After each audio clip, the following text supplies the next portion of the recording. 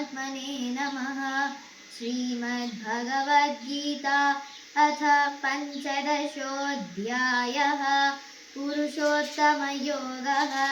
श्रीभगवानुवाच ऊर्ध्वमूलमधः शाखम् अश्वत्थं प्राहुरव्ययम् छन्दांसि यस्य पर्णानि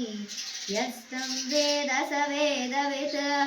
अधश्चोर्ध्वं प्रसृतास्तस्य शाखाः गुणप्रवृद्धा विषयप्रवालाः अधश्च मूलान्यनुसन्ततानि कर्मानुबन्धीनि मनुष्यलोके न रूपमस्येह तथोपलभ्यते नान्तो न चादिर्न च सम्प्रतिष्ठा। अश्वत्थमेनं सुविरूढमूलम् असङ्गशस्त्रेण दृढेन चित्वा ततः पदं तत्परिमार्गितव्यं यस्मिन् गता न निवर्तन्ति भूयः तमेव चाद्यं पुरुषं प्रपद्ये यतः प्रवृत्तिः प्रसृता पुराणी निर्माणमोहाजितसङ्गदोषाः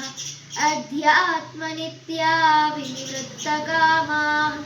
द्वन्द्वैर्विमुक्ताः सुखदुःखसंज्ञैः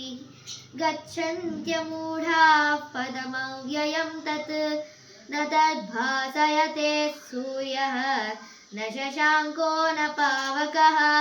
यद्गत्वा न निवर्तन्ते तद्धाम परमं मम ममैवांशो जीवलोके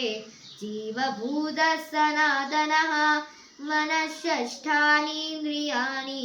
प्रकृतिस्थानि कर्षति शरीरं यदवाप्नोति यच्चाप्युत्क्रामतीश्वरः गृहीत्वैतानि संयाति वायुर्गन्धानि वाशयात् श्रोत्रं चक्षुस्पर्शनं च रसनं घ्राणमेव च अधिष्ठाय मनश्चायं विषयानुपसेवते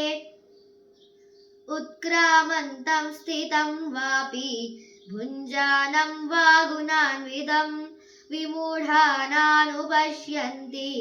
पश्यन्ति ज्ञानचक्षुषः यतन्तो योगिनश्चैनं पश्यन्त्यात्मन्यवस्थितं यतन्तोऽप्यकृतात्मानः नैनं पश्यन्त्यचेतसः यदादित्यगतं तेजः जगद्भासयतेऽखिलं यच्चन्द्रमसि यच्चाग्नौ तत्तेजो विद्धि मामकम्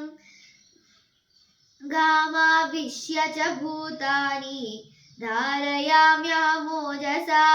पुष्णामि चौषधिः सर्वाः